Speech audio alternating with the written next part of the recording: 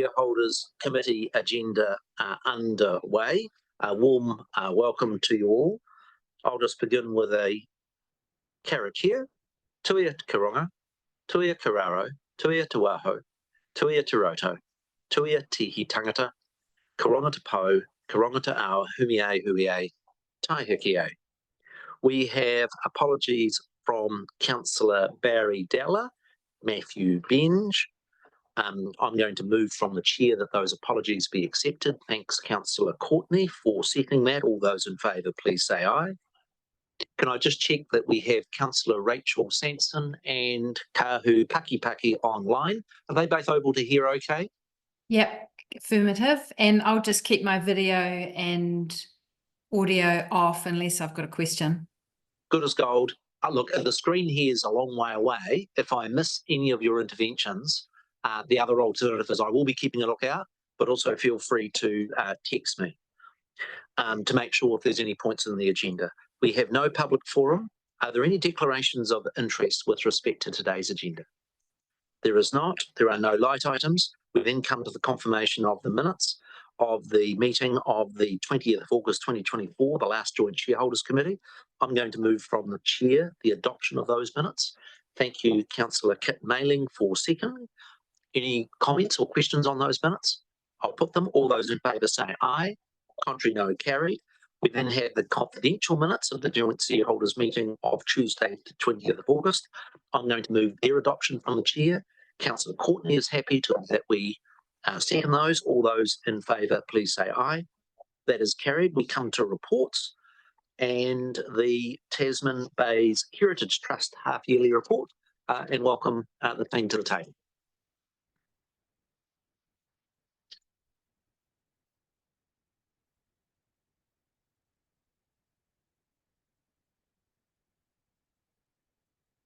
Welcome. Look forward to getting your 6-monthly report. I have just shared a note with councillors with respect to there are some pieces of work that are commercially sensitive.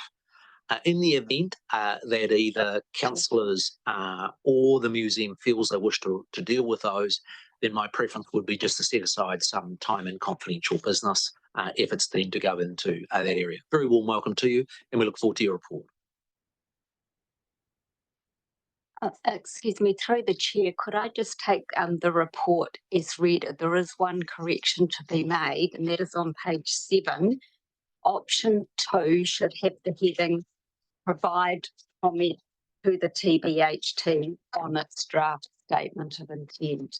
So apologies, that was missing. Can I just check page 7 of the agenda or page 7 of the report? I believe it is page 7 of your agenda. Yeah. Near the bottom of the page, option 2. Yes, option 2. Yes, so it should read provide comments to the TBHT on its draft statement of intent 2025-26. Good as gold. Thanks for that correction. Did the Tasman Bays Heritage Trust want to make any comments before I open up to questions from the shareholders, Joint Shareholders Committee? Not at this stage, thank you. Not at this stage. We'll just go straight into questions. Councillor Courtney. Thank you, Mayor Nick, and welcome everyone. Nice to have you here. I'll start that came across for me very quickly, so I'll just start with you mentioned, Lucinda, in your introduction actually that the ARC project, you know, the Archives Research and Collection Facility project, ranked among the core functions of your trust. You mentioned one of the core functions. Where does it rank? Oh, kia ora, Mel, thank you. That's a good question. I think protecting the collection is absolutely paramount in terms of the trust's business. The other core functions that we have are around sharing the collection with the people of Nelson and Tasman, and that's through education, exhibitions, and making it available digitally online. So it's protection, but also access. Could I have another second one? Thank you so much. Also in in the report, you mentioned that the likelihood of central government funding in the next couple of years may be low. The chance of that may be low. How did you arrive at that decision? Did you have direct communication with central government over this matter? That you got a clear indication, or how did you arrive at that position? Yes, so we have had clear communication from the government. So I've been in talks with Ministry of Culture and Heritage staff. When the decision to close the fund was made, they contacted me immediately and arranged meetings to have with those staff. And we also advocated for the minister to come down and visit, which he did through with me and Nick's assistance. We arranged that visit, and he was very clear that that is not a government priority. He would expect local government and philanthropy to be funding projects like ourselves going forward. Oh dear, you're pushing a button as far as I'm concerned. So the cost will come on to local government. That's the message that we got from the minister, that he didn't think it was central government priority to be funding these projects. But you do say in your report, though, in the foreseeable 2 years, you mentioned 2 years. Well, why did you? I guess we write a statement of intent for the short term and the 3 years. I don't think that there is any indication that the funding environment with central government will change. Right. Thank you. I'll retain my other one or two to later. I'll have one question myself, and then I'm going to come to Councillor Mackenzie. The Nelson City Council heard from the Suter Art Gallery some question mark over the educational experiences outside the classroom, which is a really important program for our young people to be able to engage with our arts and heritage facility. Could you just update me as to what is the status of our program with the Nelson Museum, and whether we face any risk or uncertainty with respect to Ministry of Education support for your education program at the museum? Certainly, we are in the same situation as the Suter Art Gallery. Essentially, the enriching local curriculum, which used to be the LEOTC funding, all the contracts will be up at the end of this calendar year. We have had as yet no indication from the Ministry of Education whether that fund's going to be continued or not. Our sector has been advocating very strongly for the fund to be continued, but we're not getting any meetings or cut through with the ministry in that regard. And would you be able to indicate what the value of the contract with the Ministry of Education for the children's program at the museum is, Lucinda? It's around 84,000 annually, so that pays the salary of our educator and her outreach experiences. And can you give me an indication of roughly the number of children that would benefit from the education program that the Trust operates with the Ministry of Education contract? It's around 5,500. Those are the figures that we work with the Ministry. Thank you. Councillor Mackenzie. Thank you very much, through the chair. I just note that for the 6 months to December, you're tracking pretty close to budget, actually, in terms of revenue and expenses. So well done on that. I note your depreciation expense is significantly higher, which I deduced was probably driven by a revaluation. So I'm assuming you didn't initially budget for that.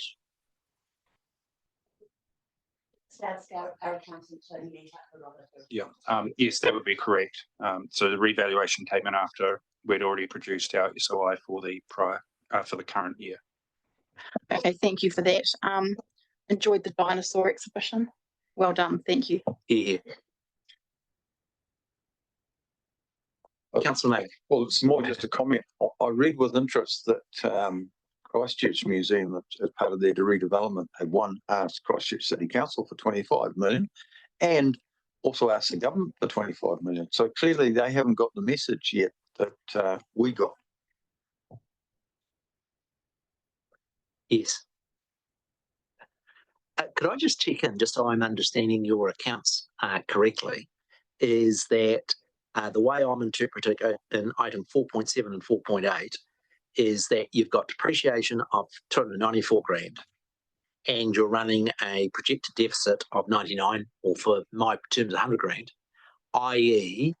the museum is meeting 1/3 of its depreciation. So it's not in a cash deficit. It's in effectively in a position where it's only covering 1/3 of its depreciation. Am I roughly reading the overall financial position correctly? Yes, that would be correct. Yeah. We've always had a bit of a debate around our number of our council-controlled organisations and how we handle depreciation. Certainly if they're very large organisations like the airport and the port company, we expect them to fully manage it. And there's a bit of a, with others, how do we manage it? And it's not perfect nor consistent between the different organisations. All right, Councillor Courtney. Thank you very much. Lucinda, in your report again, you mentioned on exhibitions that you were charging for the 6 dinosaur exhibition. You did charge for that. You have charged before. What is the tipping point that brings you to levy a charge on these exhibitions? Essentially, it's the cost to bring them to Nelson. So that exhibition roughly, I think, cost around $60,000 to hire and bring to Nelson, plus we have our own costs. So it's significant. So to be able to do that, we need to be able to break even. We have a budget of just over around 110,000 a year for it to cover all our exhibitions. We aim to have at least quarterly changeover in those exhibition spaces. So if we are going to be spending that much on one, then we need to be able to bring some money back in. Follow up there. If we're going to have costs keep climbing, do you foresee, and I don't want you to dwell into the negative, but as we see, and they are climbing, costs are. So do you foresee that this is more likely to be the case in the future with exhibitions? Yes, I would say so. I think they're just speculating a little bit around what I'm seeing in the sector. There are fewer large exhibitions being available for touring. Costs of freight, especially international freight, have gone up significantly. Yeah, there is less content available to hire in as well. Good. Thank you. Thank you. Okay. Councillor. Thanks, Chair. Just on your I can't quite find it again now, but there was a repatriation to Otako, was it? Yeah. And you mentioned in there, I just can't quite see the sentence, but you mentioned there that you had some leading that type of thing nationally. Did you mean just in terms of textiles or in terms of repatriation generally? What I was referring to is that we are part of the National Repatriation Organisation in Hui, who come together numerous times a year. Although Te Papa has been driving a number of repatriations from international exhibitions, that we are just really starting to repatriate from one museum in one area to another. And so there are, we've sent some down to Otago, as you're correct, and we're hoping to bring some back to Nelson as well. So that's something that our Kaitiaki Taonga is very heavily involved in, and we're really proud that he's working in that space nationally. Yeah. But that's between museums. Correct. Between museums and with iwi as well. And with iwi. And with iwi Kaitahu, who are very involved in that process. Yeah, and I couldn't quite see here, but was there somewhere where you have a statement of intent around that, or how do you encapsulate your intent around that? So it's an issue, obviously internationally, but certainly nationally too. Yeah, I'm just wondering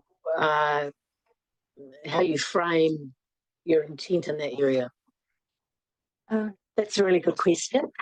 So we do have, we subscribe to both Aotearoa, Museums Aotearoa, and ICOM, the International Council of Museum Ethics, and a lot of work in that space is being done around repatriation, but we don't have a framing statement or policy actually for the trust. So that's piece of mahi that we're busy working on.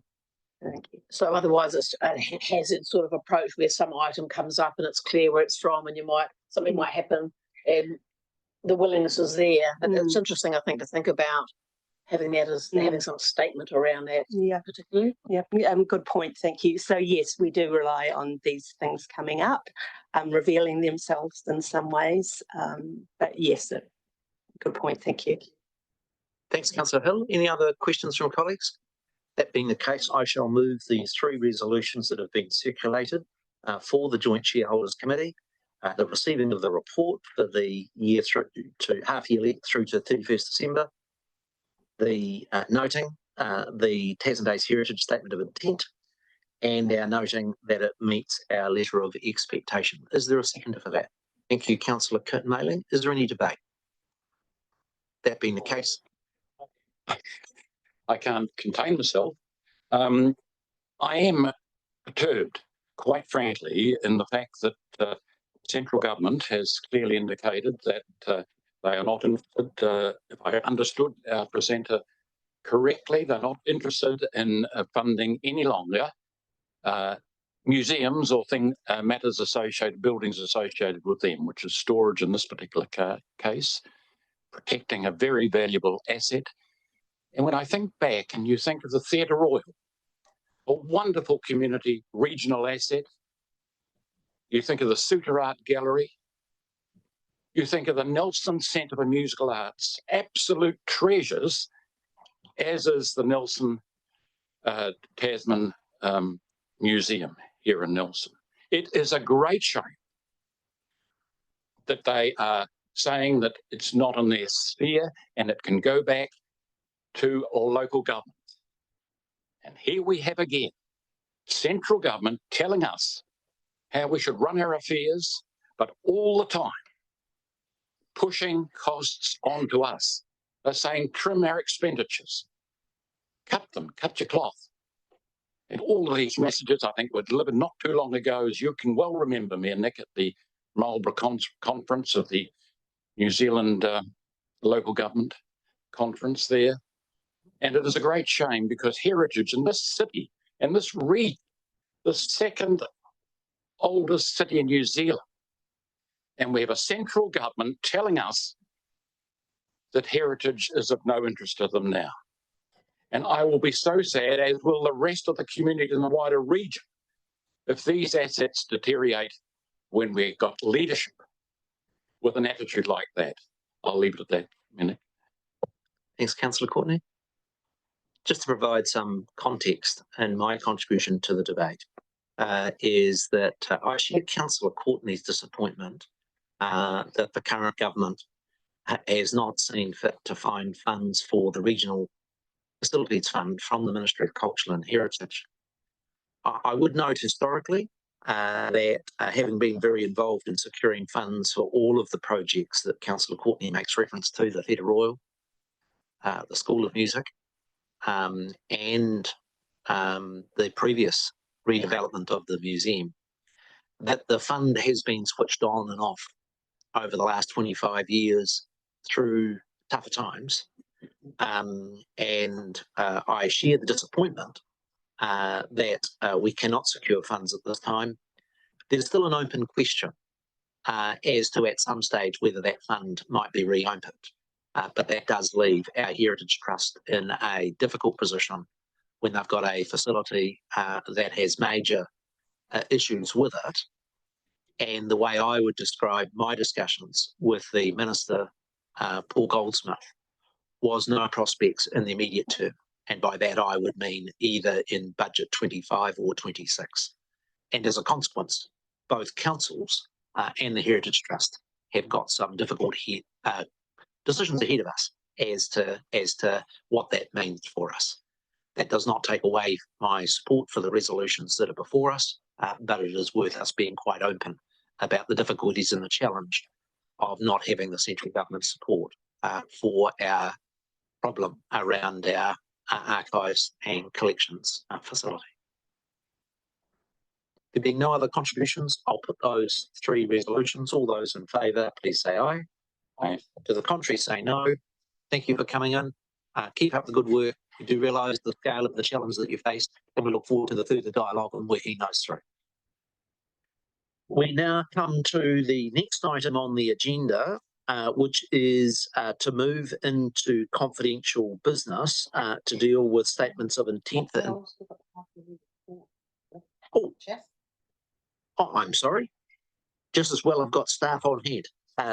We come to 7.2, which is the half-yearly report for Infrastructure Holdings before we move into confidential business.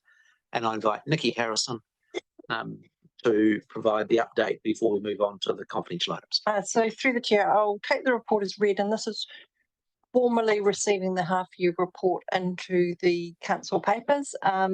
As you'll be aware, the IHL Port and Airport all presented to the Joint Committee in March on their 6-month performance.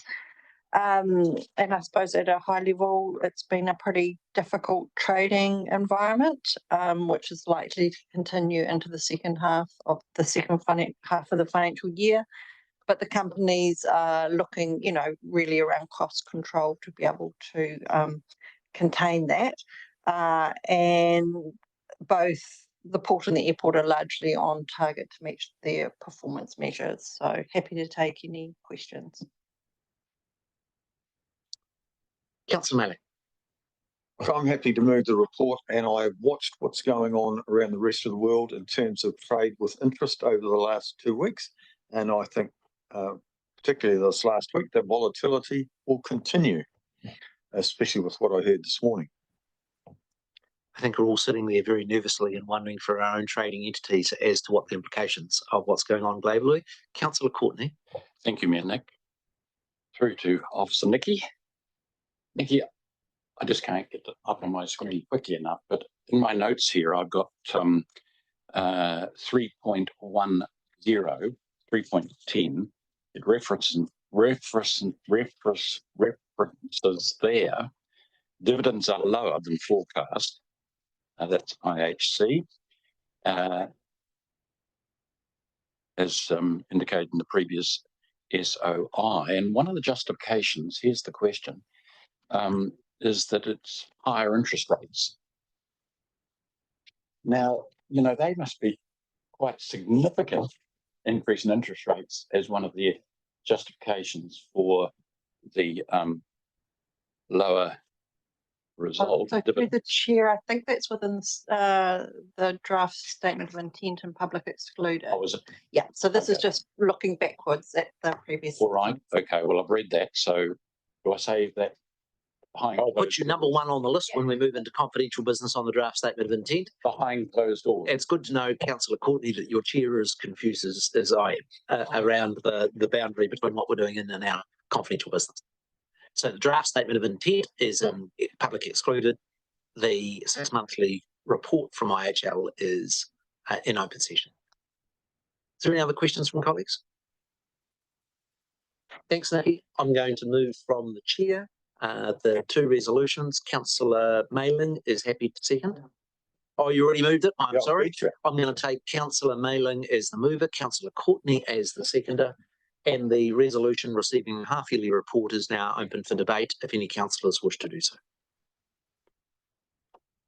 That being the case, I'll put the resolutions. All those in favour, please say aye. Contrary, no. That is carried. We now move to the procedural motion to exclude the public. I note that we wish to have both Sue Sheldon and Mark Lavard able to be permitted to remain for this item number 8.2 because of the knowledge of the matters that we'll be discussing with the Joint Shareholders Council. Is someone prepared to move? Thank you, Deputy Mayor Rohan O'Neill-Stevens. I understand Deputy Mayor Stuart Bryant is happy to second. Is there any debate on the proposal to go into confidential business? That being the case, I shall put that. All those in favour, please say aye. Contrary, no. That is carried. We come to item number 8.2, Karakia, Tuia Karanga, Tuia Karahu, Tuia Kawaho, Tuia Kiroto, Tuia He Tangata, Karonga Te Pau, Karonga Te Ao, Humie Huie, Tai Hie. Thanks for all the attendance.